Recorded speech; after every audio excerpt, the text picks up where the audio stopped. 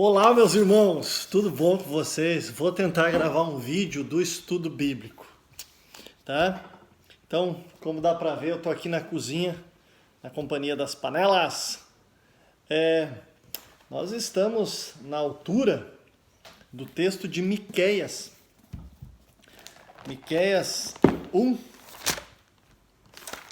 não é? Miqueias, que é um dos profetas menores, tem esse nome porque são textos menores, né? Uma proporção de Isaías com 66 capítulos, Jeremias com mais de 50 capítulos. Então, Miqueias é conhecido, é conceituado como um dos profetas menores. Muito bem, faço a leitura do texto, Miqueias capítulo 1. Verso 2 até o 5.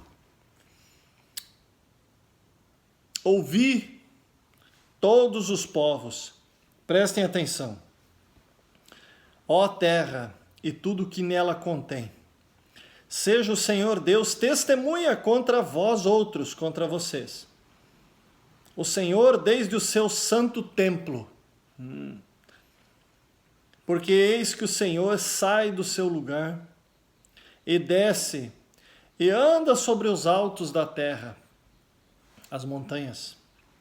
Os montes debaixo dele se derretem, os vales se derretem, são como a cera diante do fogo, como a água que se precipitam no abismo. Tudo isso por causa da transgressão de Jacó. Jacó, ele fala Jacó porque antes de Israel se chamar Israel, Israel se chamava Jacó, era uma pessoa.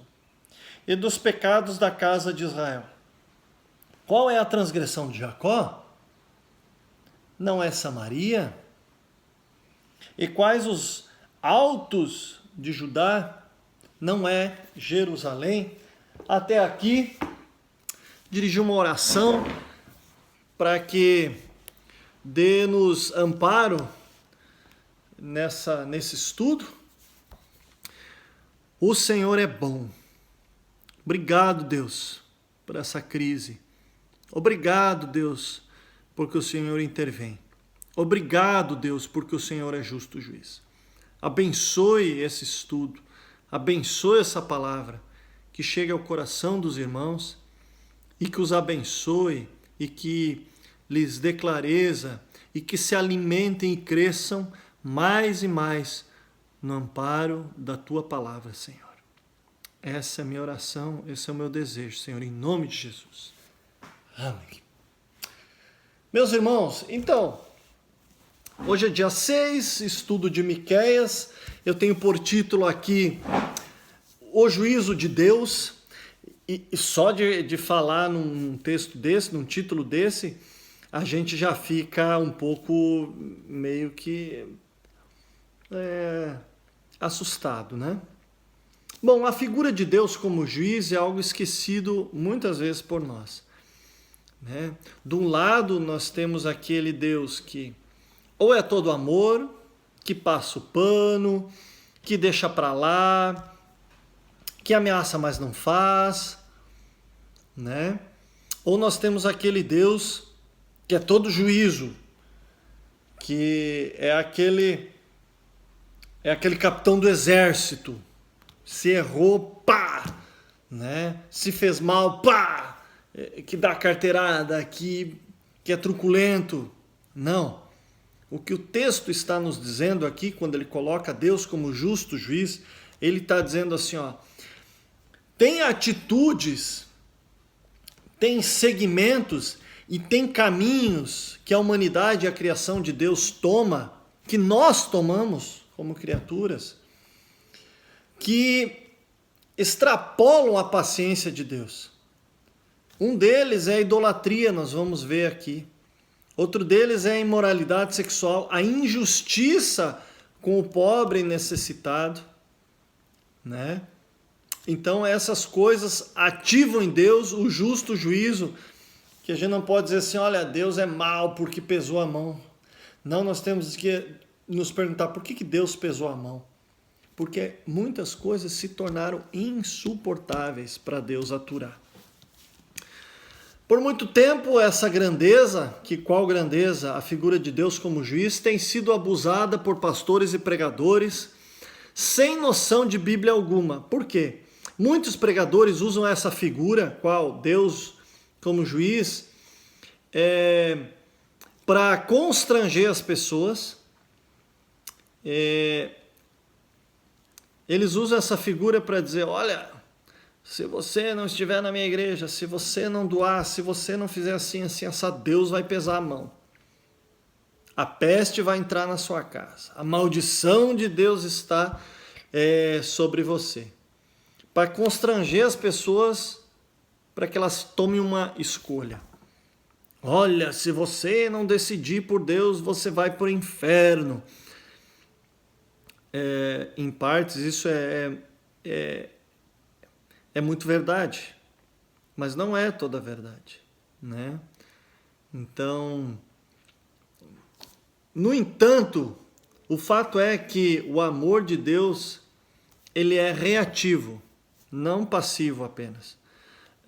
Deus ama reativamente, e quando Deus não é ouvido, e não apenas não é ouvido, mas quando Deus é usado, quando Deus é debochado, quando Deus é tentado, né? Quando a gente dá as costas a Deus, esse amor reativo é um amor em juízo, dizendo, tá bom, você não quer o que eu tenho que dar para você? Então sofra as consequências. É como um filho em casa, tá bom, meu filho, você não quer o que eu tenho para dar para você? Então sofra os prejuízos das suas escolhas. E nós, seres humanos, a gente é perito em escolher mal, né? Deus pesa a mão onde for preciso. Não é que ele desampara, ele pesa a mão, né? Ele pesou a mão aqui no povo, mas ele estava presente. Mas Deus estava presente na boca dos seus profetas, na boca dos seus sacerdotes. Deus estava presente, né? Deus se faz ouvir, nem que para isso tenha que deixar o povo em crise. E essa é uma grande oportunidade para ouvir Deus, né? Olha para a nossa crise. Muita gente se perguntou, pois é, e agora? Né? Muita gente nessa crise se perguntou por Deus. Eu não acredito que Deus derramou essa crise aí, essa pandemia, disse, olha, chega, derramou sobre nós. Mas eu acredito que ele pode se usar disso, e ele tem usado isso para chamar muitos e para peneirar também muitos corações. Bom, no texto de hoje, nós vemos o profeta falando de julgamento. É isso, o profeta abre a boca para falar de julgamento. Verso 2, ouçam todos os povos. Deus não precisa de autorização de ninguém para fazer o que ele faz, para ser quem ele é. Ele não precisa. Deus também não é um Deus tribal, que fala a um grupo restrito da terra, que fala mediante a sacrifícios de cunho tribal, aquela coisa assim com cantigas, vocês entendem assim, como aquela coisa meio animal assim, né? Deus é um Deus da terra toda, Deus é um Deus de todos, para todos, né?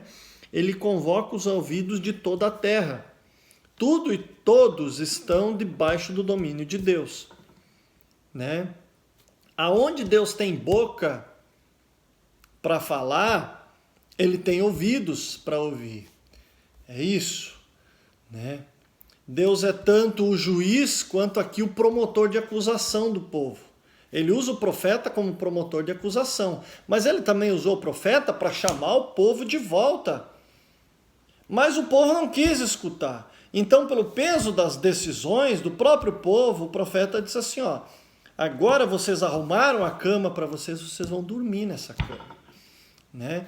Romanos 2,12 diz, Quem sem lei pecar, sem lei será julgado. Quem, segundo a lei, pecar, mediante a lei será julgado.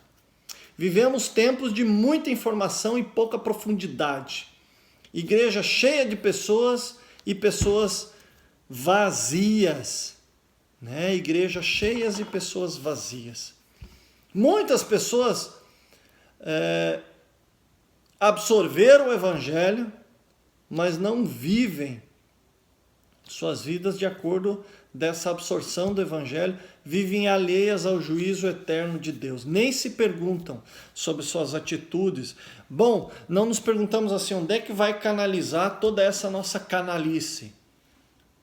Bom, se eu sonego imposto, se eu oprimo o pobre, se eu não dou ouvidos e não visito, não cuido do doente, não vou ao encontro do necessitado, aonde vai desembocar todo esse meu egoísmo? A gente não para se perguntar nisso. Por quê? Porque estamos sobre a mão de juízo de Deus. Vivemos tempos em que pastores não pregam mais o evangelho central do evangelho, apenas citam aqueles jargões sem sentido, né? Vivemos tempos de crentes que estão apenas no lugar certo, mas cheios de incerteza. Malaquias aqui ele levanta a voz e diz: Deus vai pesar a mão. Deus vai pesar a mão. Vivemos tempos de líderes que não lideram mais, de pessoas que estão à frente da comunidade, que tomam atitudes importantes, que são separados para dar direção à comunidade, mas não estão liderando. Pesa a mão de Deus. No verso 3, né, são líderes, mas não lideram. Estão mais preocupados com o que as pessoas vão sentir do que com o que Deus está sentindo. No verso 3, vemos que Deus se fará presente. Ele não apenas vai julgar e vai dizer assim, está tudo acabado, mas ele vai lá de forma presencial, face a face com aqueles que não estão de acordo com os parâmetros, com a vontade, com o desejo latente do Senhor. Né? Deus vai deixar a sua santa morada e vai andar sobre a terra, olhando cada um no olho, e ficará visível para todos nós a nossa insignificância. A luz do dia vai raiar sobre a noite sórdida, que muitos esconderam as suas manifestações. Vai clarear, vai raiar, vai vir tudo à tona com esse apresentar-se de Deus, né? O manifesto da própria presença de Deus. Deus virá conferir pessoalmente. Como aquela parábola que diz que o dono da terra ele foi viajar, depois ele voltou e tratou pessoalmente com cada trabalhador. Nos tempos do AT, um rei só abandonava o seu trono, só em momentos assim, muito, muito importantes. E um desses momentos que um rei abandonava, deixava seu trono um pouco e saía do castelo, se houvesse uma guerra declarada.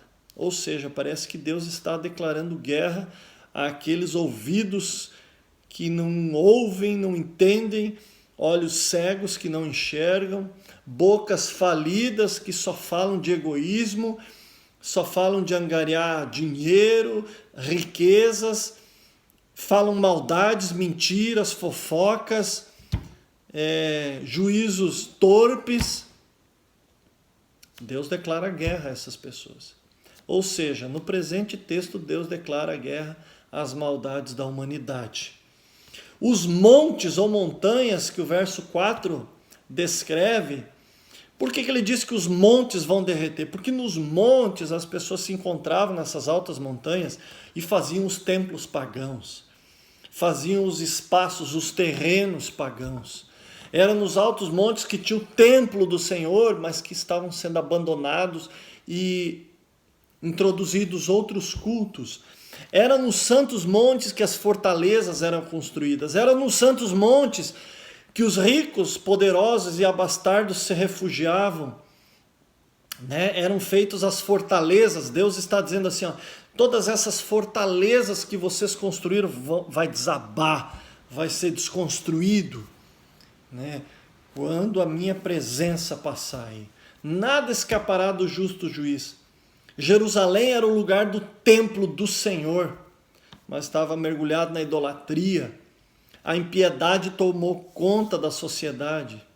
Se Deus não intervisse na vida, ela ia se tornar insuportável a vida. A vida na nação de Israel e nos povos avizinhados de Israel estava se tornando insuportável. Estava se tornando inviável. A vida estava perdendo valor. Os juízes julgavam injustamente e de forma parcial. Os juízes julgavam de acordo com o que eles achavam e não mais com o que a palavra invocava. Os sacerdotes estavam abandonando o ensino da fiel palavra e se envolvendo com idolatria. Visto isso, você tenta imaginar o pântano lamacento que a nação estava afundando. Não havia justo juiz, não havia sacerdote. Os profetas, a grande maioria deles, com exceção desses bíblicos que nós temos, tinham abandonado o seu ministério, né?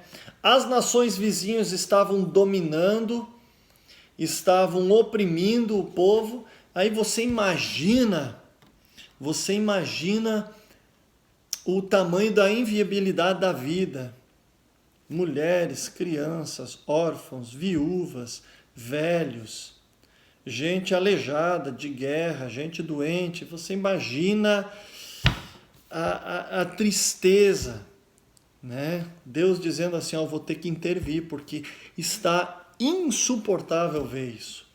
Corrupção e maldade por todos os lados, sem falar na idolatria de cultos pagãos, de cunho sexual, onde a prostituição rolava solta dentro do templo. Jovens virgens eram estupradas e abusadas em culto, em oferta, em oferenda a Baal, a deusas da fertilidade. Pensa só o tamanho da fedentina da coisa, né? Corrupção e maldade por todos os lados. Era uma zona. Desculpa o palavreado, meus irmãos. O povo estava em um sincretismo, ou seja, mistura religiosa muito grande. Sincretismo é, eu pego um pouco disso, eu pego um pouco daquilo, isso aqui não faz mal, e aí eu misturo com Deus, e aí eu misturo com a palavra. Mas o sincretismo nada mais é que a gente tentar moldar, fazer uma religião à la carte, ao meu gosto, ao meu prazer, né? O povo estava num sincretismo religioso muito grande, já não adoravam mais o único e suficiente Salvador e Senhor e Deus, que era Yahvé, e nada muito diferente do que nós temos hoje, do que a gente tem visto hoje, que é uma teologia legalista ou uma teologia liberal. Eu não sei o que é pior, se é o liberalismo, dizer, olha, case do jeito que você imagina, mas na igreja, faça a sua vida do jeito que você imagina, mas na igreja. Eu não sei o que é pior do que esse evangelho assim, de passar a mão apenas. Ninguém mais está se perguntando o que a Bíblia diz. Perdão. O que o evangelho tem a dizer? Como o evangelho tem a me ensinar como ser um pai, um homem, uma mulher, uma esposa, um filho, um genro, como fazer as nossas relações pautadas no evangelho. Ninguém se pergunta mais. Urge se levantar profetas nessa nação. A gente vê o tamanho do problema político que nós temos passado, enfrentado. Isso nada mais é resultado de anos e anos e anos e anos e anos de desconstrução do Evangelho no coração, no cunho da nossa nação, das pessoas. O tempo urge de uma igreja significativa, forte, inteligente, sábia, e que se levante e novamente coloque a mão, a consciência e o coração sobre o Evangelho para tomar direção em frente a uma desconstrução, não apenas social, mas uma desconstrução da pessoa, do ser humano. É isso que eu penso que o profeta Miqueias quer nos trazer e vai nos trazer ao longo desses estudos. Eu estou muito feliz que vamos tratar profetas. São, para mim, pessoas de um valor inestimável, o que esses homens representaram e representam na Bíblia Sagrada, a forma como eles expuseram o Evangelho e quem eles foram no Senhor. Que Deus nos dê um coração profético, um coração de profeta, que se volte todos os dias e cada vez mais para o Evangelho, para a palavra dele, para a consciência de Deus. Tá bom, meus irmãos? Forte abraço, Deus abençoe a todos.